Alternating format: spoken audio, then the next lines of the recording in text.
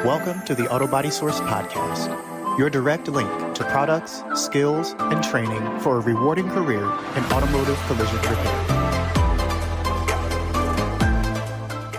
Today, our guest is Rich Izer. He is an education manager at NASCAR Technical Institute in Mooresville, South Carolina. And Rich is also an active member of TechForce Foundation's online network. Rich is here today to speak to all things training, education, and mentorship. And he'll also be able to give us some insight into how the next generation of automotive techs works, specifically what they're looking for in the first shops that they work at. So Rich, first of all, welcome to our podcast. Glad to have you here. Can you give us a little bit of a background into what NASCAR Technical Institute is? So a lot of people, when they hear NASCAR Technical Institute, they think about NASCAR, obviously. I've been asked all the way to the level of it, is that where you train the drivers? So there is a little bit of a misconception about what we do. We do train students to get into the entry levels of racing. I'll talk a little bit more about our programs in a minute when it comes to NASCAR, but we also teach entry-level auto mechanics. We have a Ford program, a Mopar program that's part of our automotive side. I have a standalone welding program. I have a CNC program that is sponsored by Roush Yates. So if you're into racing, you know what Roush Yates engines are. They're right down the street for us, and we have a CNC program that they hire a lot of our students out of. But Roush Yates also makes part for the U.S. military and SpaceX. So, it's a much broader range. We've just started an HVACR program and a robotics and automation program. So we are way more than just automotive in this building. And then we are part of Universal Technical Institute, who has many, many different kinds of skilled trades. So we're really looking at where are there jobs that need high level skilled trained people. And that's what we're looking at. So obviously our most popular program is the NASCAR program. And again, like I said, we're trying to teach students that first step in the door, learning how to shape metal, that entry level into welding, chassis setups, a little bit of pit crew. So trying to get them in, and we're very successful. But when we look at, it's not just NASCAR students are going into. They're going into all different forms of racing, whether it be dirt track, Daytona prototype. I've had students going into that, drifting, monster trucks. So if anything, it's almost more of a motorsports program because a lot of the stuff is very related. So we see students that are interested in every kind of motorsports available coming into us and taking those classes. That's awesome. That's awesome. Very well-rounded. And how long has the Institute been in operation? We've been here. We actually just celebrated 20 years. Oh, wow. So, okay. In fact, one of the NASCAR instructors that we have, he was in the very first NASCAR graduating class, and now he's an instructor. So, wow. Yeah. Nice. That's an awesome track record. Mm-hmm. So what does you mentioned the courses and the course array. Mm-hmm. What does mentorship look like for some of the students? So really, when we're talking about mentorship, every instructor that we have can help mentor a student in just about every way imaginable. A lot of people think of when they go to school, they're going to learn about working on cars, right? But one of the things that we really talk about a lot here is our instructors are way more than just an instructor. We're helping these students become adults in a lot of situations. They come to us straight out of high school. They've never been on their own. They're just trying to figure out life in general. And so we're mentoring them through not only learning how to fix stuff, but we're mentoring them on, how to be successful in life in general. Our NASCAR instructors in particular, they have a lot of connections with people that are still in the industry. They make a lot of phone calls. They stay in touch with people. The picture you just saw, that was of our chassis dyno. We have teams that come here and actually tune their cars on the chassis dyno. So some of the students are able to get exposed to that while they're in the program, and meeting different people. So not just the mentorship, but the networking. So it's a big range. And I think that that's something that people also miss. Our instructors are so much more, they're father figures, they're friends, they're, somebody to lean on, just somebody to talk to. And our greatest thing is when we can see them go on and succeed. A lot of them students still stay in touch with us after they graduate, and they let us know where they're working, and it's pretty exciting. That's awesome. That's awesome. It sounds like the relationship is really, really pretty valuable. Yes. On their path.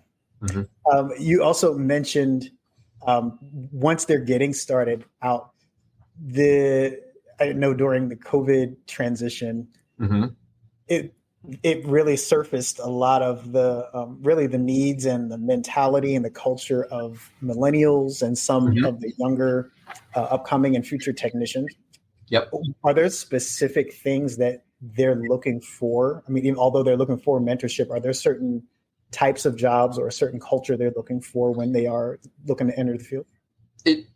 Yes, and it depends on the student. Obviously, everyone's a little bit different. Especially like on the NASCAR side, they're looking for something to where they can get their foot in the door.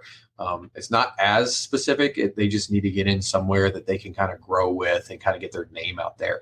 The students coming through the regular auto side that may be going to a dealership, they're looking for a place that is going to give them more training. One thing that we really work with our students a lot is don't just look for a dollar amount. There's too many people that see, oh, this place is going to pay me $25 an hour, 30, 40, whatever. But there's no benefits, there's no vacations, none of those things. So we're very good about talking through when you get to these places, what other benefits are there? Especially coming out of our school, a lot of them are looking for tuition reimbursement, tool bonuses. After COVID, things have become a lot more expensive.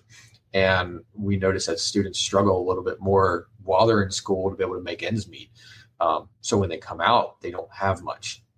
So buying a set of tools, and it gets a little tighter. So that's something that they're looking for. And then just places that they're supported, somebody that's going to listen, going to work with them, going to train them. Because just because you're here doesn't mean you don't end your training whenever you're done.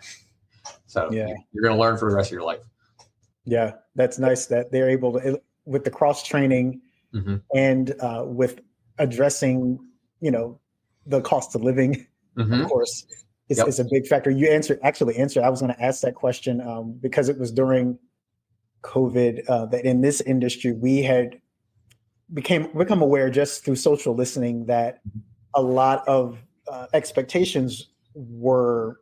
A lot of students felt blindsided once they did graduate with how much it costs just to get started, like the cost of tools. And some felt that maybe they were misled or given the impression that they were going to be, high dollar earners right out of the gate, depending on which role they sought. Do you guys address that also as part of the training? Yeah, we do. We try to be very realistic with our students. And I tell a lot of them, I didn't go the correct route when I was younger. I started working on cars just by changing oil. I didn't go to school. And I tell a lot of them, you might start in the same area that I did, but your trajectory is much faster to be able to get to that next level. We talk to them a lot about, don't expect to go in there and earn as much as a guy that's been there for 10 years, even though you have the schooling. You have to go and improve yourself. One big thing that Universal Technical Institute uses, we have a professionalism score. So it's actually part of your grade. You have lab grades, quiz grades, but this professionalism grade, you are actually scored on, are you here every day on time? Are you, in uniform? Are you wearing your safety equipment? Are you doing the things you're supposed to do? And what that does is it helps our employers figure out what type of employee am I going to get when they graduate. And for some people, that's a bit of a wake up call. There's different schools out there that they're coming out of high school and there might not have been a lot of discipline to it. So we really try to hone in on the things that are outside of the actual technical training. These are things that people can do, anybody can do, attitude. There's something I've always liked. It was called 10 things that require zero talent. It doesn't matter how good of a technician you are. There's things that you can do to put yourself out in front of everybody else. And I tell students all the time, I'm not in the position I'm in now because I was the best technician in my shop or the best manager around. I did all the other things. I was there every day. I was reliable. When somebody needed something, I did it. And we really try to instill that into our students. And I think that's super important. And that's how you can set your trajectory up to go much, much faster than you would and without having any of those things. It's great that the students and the potential employers, the shops, are all kind of on the same page, and the expectations are aligned ahead of time. It's so that, for the long run, these students will want to stick in the roles that they've explored. Yeah. And we as a nationwide company, we have a lot of partners that we work with. We'll have career fairs, and I think the last one, there might have been 120 employers on site. If I remember, it was a lot. And we'll have people come on site. There is such a need right now for skilled trades, whether it's welder, CNC, automotive, any of the things that we have. It's to the point now that people are coming on site and doing interviews, and these students are getting offers 12 weeks before they even graduate.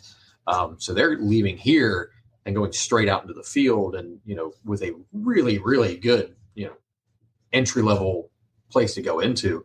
And it's kind of amazing, the students that coming out of high school, thinking about what they should do next, really any kind of hands-on skilled trade. It just kind of depends on where you want to go at this point. There's so many job openings and massive skills gap. So that's what we're training for.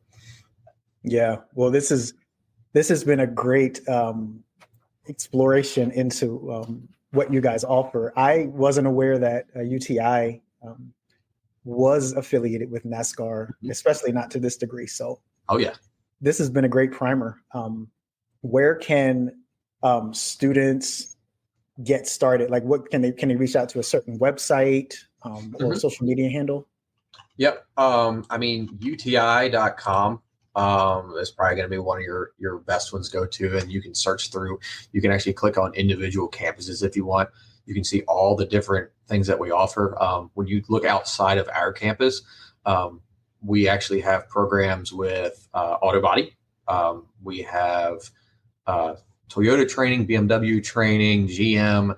We have heavy duty diesel, so actual like tractor trailer stuff. We have aviation, avionics, wind power, solar power, non-destructive testing. All of that stuff is under our umbrella. And if they go on there, they can reach out. If they want more information, they can send it in, and they will actually have somebody from our admissions and recruiting will call them up and answer any questions that they have.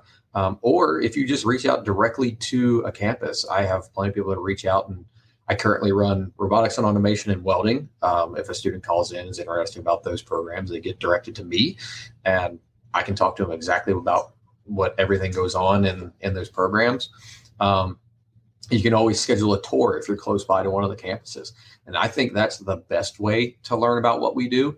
If you can tour while we have instructors on site and be able to actually talk to them directly, that is your best bet, because then you really get an idea of what we do. Awesome. Rich, thank you very, very much for giving us this awesome insight into all of the different options that are available in motorsports and automotive in general, and in auto body through NASCAR Technical Institute. And you're stationed in Mooresville, South Carolina, but campuses are all over the United States. So thank you once again for taking the time to chat with us. And thank you for having me on. It was great. Yeah, absolutely. We definitely will welcome you back. All right. Thank you. The Auto Body Source podcast is a production of the Auto Body Source, published by International Auto Body Marketing Group. For 3 decades, the Autobody Source has connected repair solutions to collision shops across North America.